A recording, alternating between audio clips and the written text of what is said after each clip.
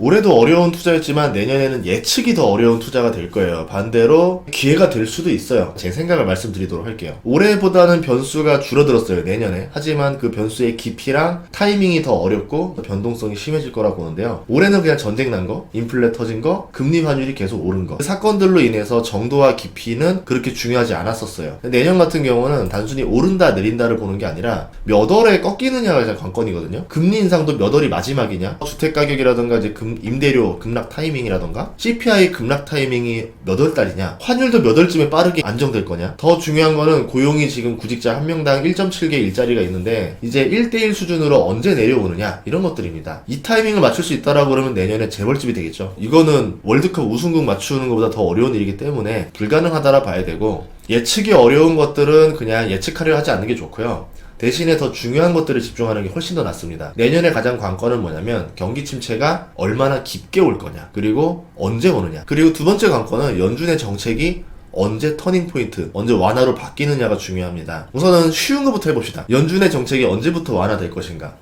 파월 의장이 내년에도 금리를 더 올리려고 합니다. 공급이 문제였던 러시아 문제가 해결되지 않았는데 수요 감소를 유발해가지고 가격 밸런스를 맞추려고 하고 있어요. 문제는 이렇게 밸런스를 맞추는 과정에서 경기 침체를 유발하게 됩니다. 그래서 내년에 다 경기 침체를 보는 거예요. 원자재발 인플레 문제가 해결되면은, 예를 들어서 러시아 종전이 선언됐다고 합시다. 그러면 원자재 가격은 급락하겠죠. 그러면 공급가는 더 낮아지겠죠. 지금 같은 경우는 살려는 사람들을 못 사게 만들어가지고 수요를 막 줄여서 물가를 잡아놨는데, 여기서 원자재 가격이 급락해버리면 공급가가 더 떨어집니다. 그러면 기업들의 마진이 확 늘어나겠죠. 러시아 종전이 나오고 나면은 오히려 골디락스의 가능성이 열릴 수도 있다라는 겁니다. 이렇게 되면은 23년에 바닥을 찍었던 증시가 23년 또는 24년 이후에 급등할 가능성도 있다라는 거죠. 문제는 이 마켓 타이밍이 예측이 불가능하다라는 거죠. 그래서 이거는 몇 월에 될 거야라는 게 아니라 그냥 뉴스들을 보면서 상황상 슬슬 돼가고 있네, 넥스트는 이렇게 나갈 수 있겠구나, 이렇게 준비하는 게 훨씬 나을 것 같아요. 연준이 중요시 여기는 지표는요, PC입니다. 개인 소비 지출 가격 지수인데, 이 지표가 둔화되기 시작해서 인플레가 완화되고 있다라고 지금 말을 하고 있어요. 파월도 긍정적인 발언을 했습니다. 이게 둔화됐기 때문에. 그렇다고 해서 연준의 방향을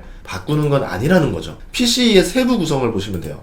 빨강색이 상품 가격, 파란색이 주택, 녹색이 서비스입니다. 상품 가격은 빠르게 잡히고 있죠. 긍정적으로도 볼 수 있지만 부정적으로도 볼 수 있어요. 그만큼 기업의 실적이 나빠질 것이다라는 걸 예고하고 있는 겁니다. 반면에 주택 서비스 가격이 떨어지지 않고 있습니다. 계속 상승하고 있죠. 이것 때문에 CPI라던가 이런 것들도 계속 위로 올렸던 겁니다. 하지만 이것도 시간이 지나면 잡힐 거예요. 왜냐면 주택 가격이 잡힐 거라는 시그널들이 다른 것들로 나오고 있기 때문에. 문제는 서비스가 최근에 다시 오르고 있어요. 이 지표가 PC에서 절반 이상을 차지하고 있기 때문에 이걸 잘 봐야 되는데, 서비스는 임금 상승과 연관이 있습니다. 그럼 구직자 한 명당 일자리가 1.7개잖아요. 임금 하락을 기대하기가 쉬운 상황이 아니라는 거죠. 그럼 파월의 마지막 미션은 뭐냐면은 임금 상승을 막는 거에 초점을 둘 겁니다. 평균 소득 3개월간 변화율을 봤더니 2015년까지는 임금이 2% 상승률에 맞춰놨었습니다. 연준의 인플레이션 목표가 2%이기 때문에 이에 맞춰서 임금 상승률이 나오고 있었다라는 거예요. 2015년 이후에는 경기가 회복 국면으로 가면서 코로나 이전까지 3% 또는 4% 사이를 왔다 갔다 하면서, 그리고 지금은 6%라는 거죠. 그러면 연준은 어디까지 떨어져야 이제 임금 상승 문제를 해결했다라 볼까요? 대략 4%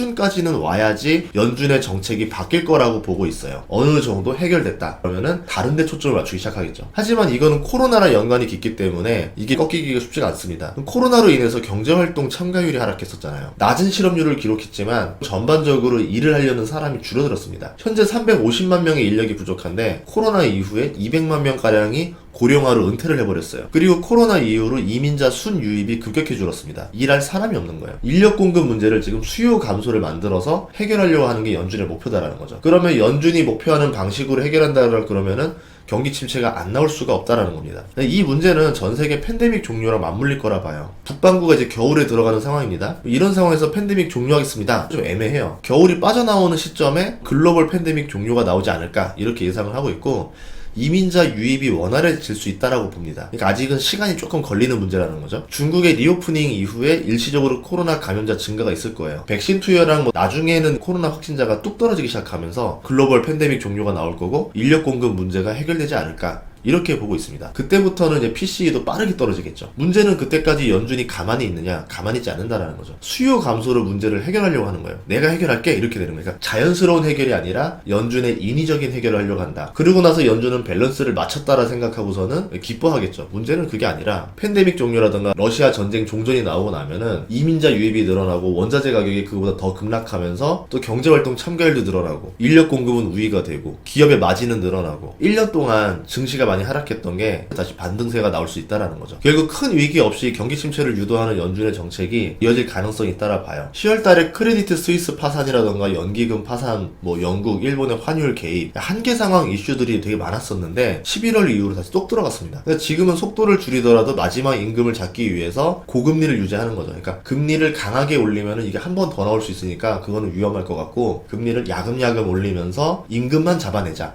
그러면 연준이 할 일은 거의 다 해결한 거다. 이렇게 연준이 판단할 수 있다는 거예요. 임금 인상률이 떨어지지 않는 한 연준 정책이 바뀌긴 어렵다는 거죠. 그래서 경기 침체를 유발할 가능성이 100%에 가까운 상황이 이런 이유였다는 거다. 그러면 몇 월에 발생할까요? 역사적으로 선행 지표 하나가 있는데요. ISM 제조업 지수가 급락할 때 경기 침체가 왔었습니다. ISM이 신규 주문, 생산, 출하량, 재고량, 고용 상태 이 5가지 분야를 조사해서 산출한 지수예요. 이게 50이 넘으면 제조업 확장, 50 이하면 수축으로 봅니다. 지표 를 보면 낙폭이 굉장히 컸고 43으로 역사적 바닥권에 와 있거든요. 그러면 제조업이 가장 어려운 해가 내년 한 상반기, 내년 전체라 볼 수 있다는 거고 내년이 증시의 바닥이다. 이렇게 예상해 볼 수 있는 겁니다. 세로로 된 빨간 선 3개가 보이는데요. 이게 ISM이 고점일 때를 한번 거본 겁니다. 근데 보면 CPI가 고점이 아니죠. 시차가 있습니다. 그래서 ISM을 선행지표라고 하는 거예요. 좀 더 시차를 두고 고점을 찍고 내려옵니다. 제조업 화랑이 되면 물가가 오르고 부동산 가격이 뒤에 오르는 거고 반대로 제조업이 급격히 수축되고 나면은 CPI도 뒤따라서 내려오는 거다. 시간차가 존재하기 때문에 ISM이 역사적 바닥권이라 그러면은 내년에 CPI도 예상보다 빠르게 내려올 가능성이 높다라고 보는 겁니다. 지금 인베스팅에 보니까 CPI가 12월 달에 발표할 게 7.3으로 나왔거든요. 그러면 내년 1월에는 6%대를 볼 수 있는 거고 한 3월쯤에는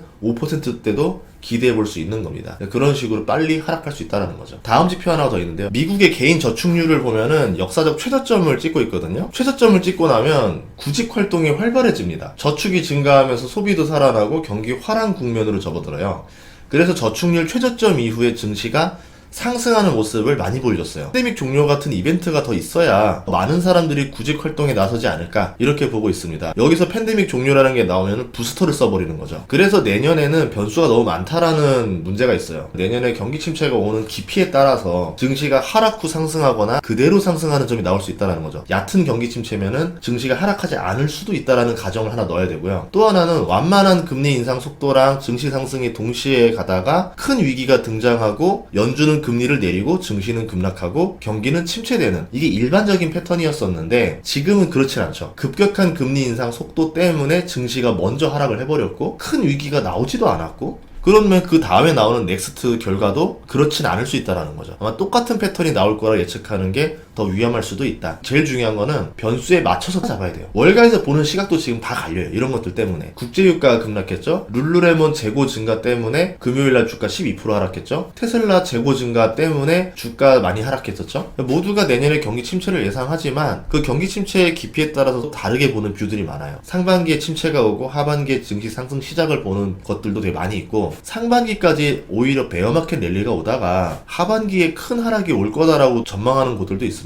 근데 내년에는 이 전망들을 다 무시하셔야 되는 게 변수가 없다면이라는 가정 하에서 나오는 경제 전망들인데 변수가 굵직한 게 2개가 남아있어요. 그렇기 때문에 경제 전망보다는 이 변수가 언제 터질 거냐를 보고 터진 다음에 증시가 어떻게 될 것인가에 집중하는 게 훨씬 더 낫다라는 거죠. 개인적으로는 침체가 가볍게 올 경우에는 증시가 하락하지 않을 수 있다라고 보고 있고요. 유동성이 줄어들었기 때문에 변수가 없다라고 하면은 상승장도 하락장도 아닌 횡보장으로 갈지도 있다라고 봅니다. 그래서 내년의 투자는 지수보다는 리오프닝 수혜를 볼 수 있으면서도 영업이익률이 높은 기업들 위주로 보고 있어요. 아울러 상승 가능한 기업들을 찾는 게 수익률 방어면에서 유리해요. 왜냐면 대세 상승에서 가장 많이 오르는 주식을 찾는 게 일반적인 사람들의 눈인데 그렇게 해서 딱 맞물려서 돈을 많이 벌면 좋지만 내가 예상한 거와 다르게 지수는 하락할 수도 있잖아요. 그러면은 그런 주식들은 많이 떨어집니다. 그런 것들 말고 지수의 움직임에 크게 상관없이 조금 올랐다 많이 올랐다 이런 주식들이 있어요. 보통 그런 기업들은 캐시를 만진다라는 공통점이 있습니다. 그리고 이런 기업을 사두면은 심리적으로 휘둘리지가 않아요. 예를 들어서 그냥 내가 산 기업이 매년 연평균 영업이익률이 50%인데 경기 민감하지도 않아서 계속 영업이익률 50%를 찍는 기업이야. 이런 걸 가지고 있다라 그러면은 주가가 조금 떨어진다 한들 심리적으로 휘둘리진 않는다라는 거죠. 그럼 그 다음에 뭐냐면은 침체의 바닥이 완전히 보였다. 마침 그 타이밍에 업종들도 많이 불황이 왔고 또 많이 내려온 것들이 많이 있다. 그러면은 그때는 뭘 찾아야 되느냐? 턴 어라운드 업종을 찾아야 되겠죠. 지금 벌써 신성장 업종 섹터들에서는 구조조정이 일어나고 있는 것들이 많아요. 그런 다음에 진짜 바닥이 오고 난 다음부터는 살아남은 기업들이 많이 오르는 경우가 있습니다. 그래서 내년에는 이런 기업들을 찾는 연습을 해두시는 게 좋지 않을까. 나홀로 기업 다음에 턴어라운드 이렇게 순서를 짜는 게 유리하지 않을까 이렇게 예상을 해보고 있습니다. 다음 시간에도 좋은 정보를 찾아뵙겠습니다. 구독과 좋아요 알림 설정 부탁드릴게요. 고맙습니다.